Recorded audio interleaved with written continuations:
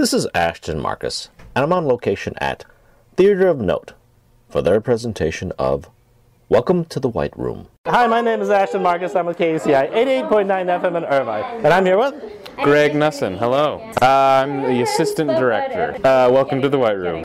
So, question: why did you decide to do this piece? Of all the things, you could be acting right now, and actually, you know, in theater, the actor is he's kind of king. The director is king in movies. So, I mean, why do you want to do this? I know you've seen me act before, so yeah, most of the time I read a script and I see it as an actor, I read it as an actor, and this was the first time in a while that I had read a script and saw it visually, and I was interested in helping out behind the scenes, and it's been a while since I directed, so I thought I would see if I could sign on as an assistant and get a different perspective, I guess, yeah. I've interviewed a lot of directors, but for my viewers who don't understand, what does an assistant director do? I imagine it's different with every director. Megan was very generous with me and solicited my advice when she needed it, and I also more primarily am getting the understudies ready for their performances, because at Theater of Note they get 2 guaranteed performances, so I'll be helping them with that. That will be my main duty, I guess, yeah. Were you involved in the casting? I was, yeah, absolutely, actually. Chris Gardner, who played Mr. Payne, was somebody that I had known from some work we did together at Theater at Boston Court, so when we were casting, I thought of him and brought him in, and, I was in all of the auditions. Also, I'm a member at the company, and Megan, who directed the show, is not a member, so I think I definitely had a little bit of a role as backing up, some people that came into audition, shall we say. Yeah. All right, so as a director or assistant director, what do you look for in your casting?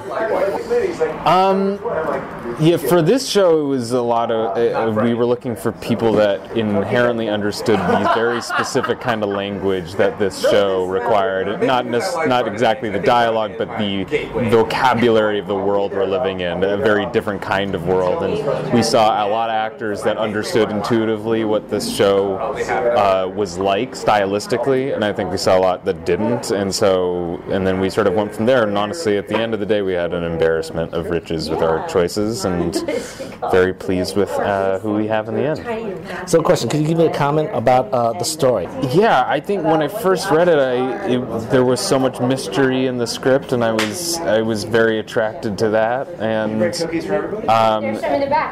not to sound trite, but I felt like the script had its central question about what it meant to be human. We see these 3 characters that are decidedly not human sort of slowly discover what it's like to taste things and see things and hear things, and those sort of very basic functions that you only see a child understand, but these people are all brilliant, and so that sort of contrast of incredible brilliance with an infant-like sense of discovery was really interesting. I really enjoyed the direction of the show because basically it was so challenging and the piece was so abstract. If there wasn't a good director, this could have really been a really bad show. But again, it was actually very well done. Hardest material I've ever seen before. And again, it reminded me a lot of Alice in Wonderland, which I love. I love Alice in Wonderland. Yeah, absolutely. Yeah, well, I'm glad you liked it. I had a small role to play in it, but Megan is a great director, and we were fortunate to get her on this production. All right, thank you very much for being on the show. Thank you. Have a good one. Hi, my name is Ashton Marcus. I'm with KUCI 88.9 FM in Irvine, and I'm here with... I'm Chris Gardner. I'm an actor. I live here in Los Angeles. I've been here for about 15 years. I'm from New York, went to NYU, and have been working out here ever since. I play Mr. Payne. Mr. Payne is all in his name. He is full of pain. he goes through a lot in this play. He is on a journey of discovery about who he is and where he fits into this artificial intelligence world, and by the end he gets the answer. This piece actually reminded me a little bit of Alice in Wonderland. There is a falling through the rabbit hole kind of effect to it, I do agree with that completely. If my viewers decide to come out and see this piece, what should they expect to see? They should be in for a wild ride and expect to see things you're not expecting. One thing about Theater of Note, I realized that the pieces they choose are extremely demanding to the actor. Tremendous demanding. This is my first show at Theater of Note, and you are absolutely right. I was in the last play I was in, I got hung and stabbed, and this play is harder. Yes, it's very challenging, but it was so much fun. Absolutely a blast to have for the whole process.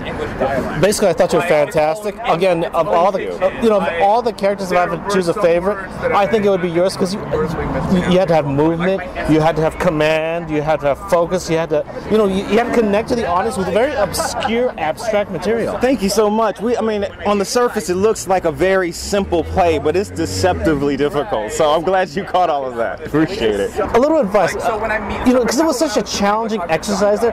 What kind of advice can you give to, say, fellow actors who are given this piece in which is just, you don't know how to handle it? And what do you do? Show up and be ready for anything. Be open to the experience every single day. Like, every day of this process was difficult, and it was challenging, and I got stretched, but I grew, and it was fantastic. Okay. Once again, I loved your performance tonight. Thank you very much for being on the show. Thank you so much for having me. Appreciate it. Hi, my name is Ashton Marcus. I'm with KUCI 88.9 FM in Irvine, and I'm here with Sierra Marks.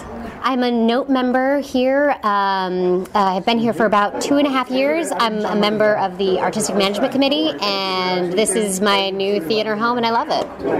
And which character did you play tonight? Ms. White. Ms. White is trying to assert herself in a man's world and prove her intelligence from the get-go, and then she realizes that they're all in the same boat, and so it's quite a journey that we go in together, all of us. Assuming that we're kind of pitted against each other at the first moment, but then finding that we have to work together as a team. And so we all kind of find middle ground right away, and it's really cool. Yeah, this piece actually reminded me a lot of Alice in Wonderland. Oh, that's interesting. It does make the audience into Alice, I guess, because you're kind of growing bigger and smaller with whatever we eat, be it decks of cards and stuff, and there are a lot of references that cross over. So I guess I could see that, where maybe we're kind of the Mad Hatters at the tea party, and you guys are the Alice. It's for us in our state of mind and what we've worked on in rehearsal, it's been getting into the mindset of everything is a discovery. And so everything is exciting and carries information that we need, and we try to apply that for the next thing that we learn. And so even tactile things like eating a playing card for the first time, like how do we use that? What are we feeling after that? That must be usable information. Rather than marveling on what we're feeling, it's like how do we use the data that we're getting from it? So it's a very cerebral experience rather than Alice where she's kind of marveling at the whole thing. We're just trying to be active and use it. So, but that is really cool, yeah. If my viewers decide to come and see this piece, what should they expect to see?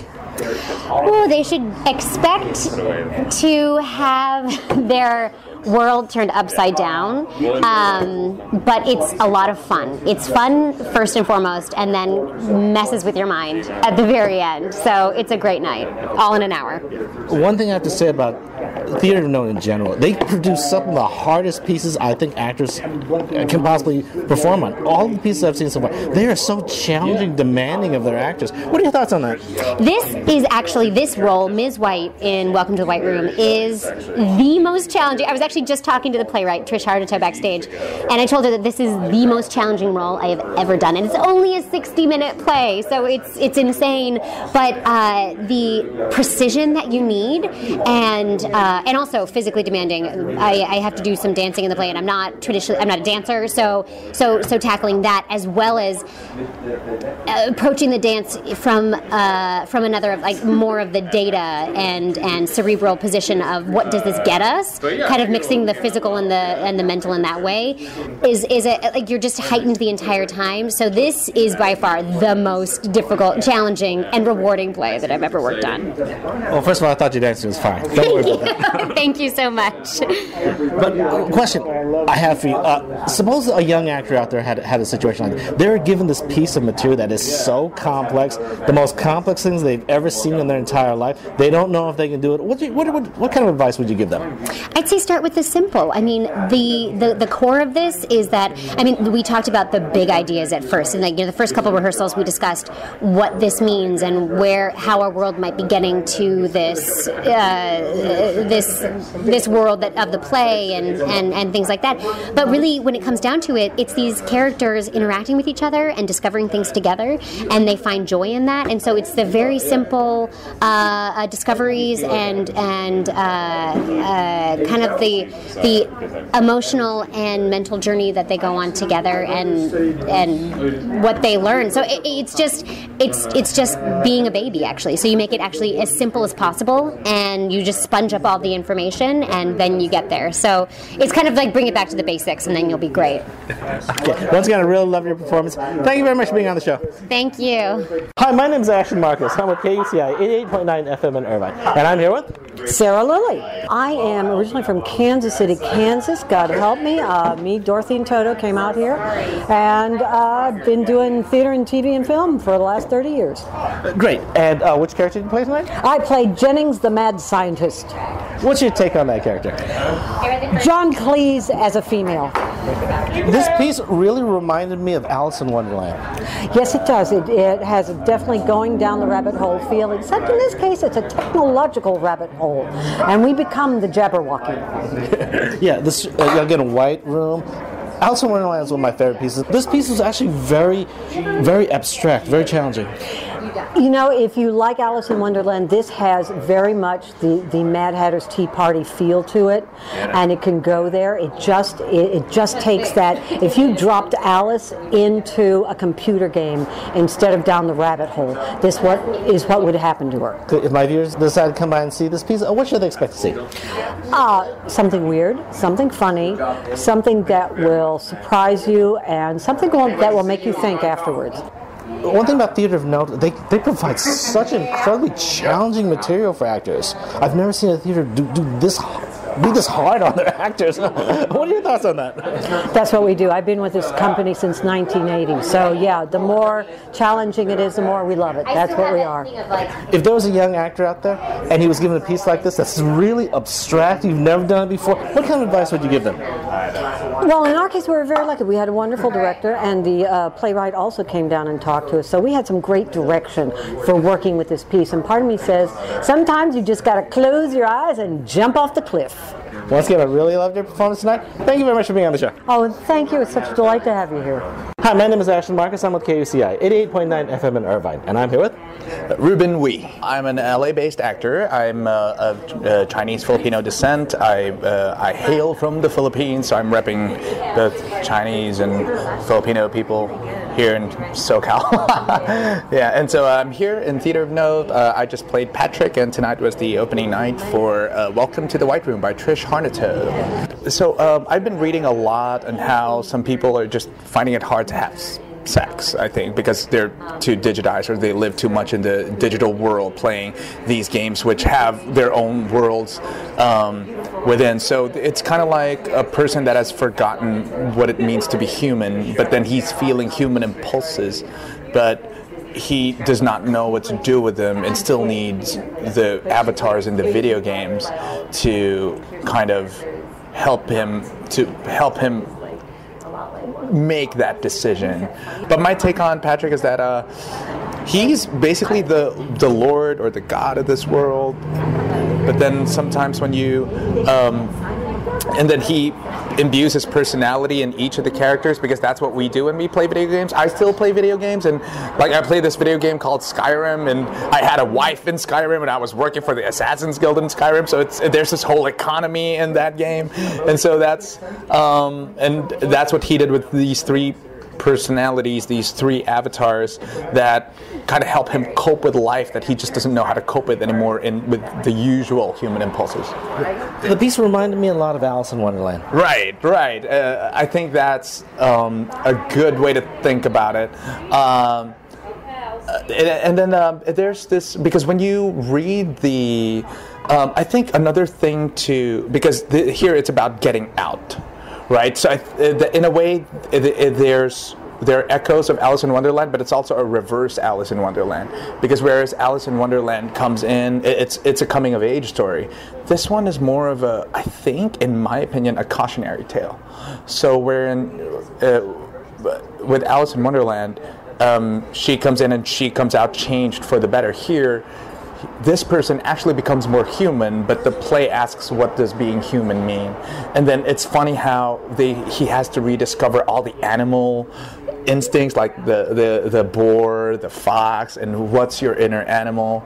And like, we've always tried to delineate humans versus animals, but here we had to come and admit that without that animal side, there's no love, there's no longing, there's no desire, and you're just catatonic, almost catatonic. Yeah. Yeah. One thing about Theater of Note, I noticed the pieces here are very challenging for the actors. This is a very challenging piece. It was very challenging for me. Like, the first time I read it, I really didn't know what to, because something about actors is that sometimes we get into this habit of playing a character we played before, especially when you read something cold, but you already have to present something to a director or somebody, so you do something that you've kind of done before, and you're not supposed to do that. You're supposed to create a character from scratch.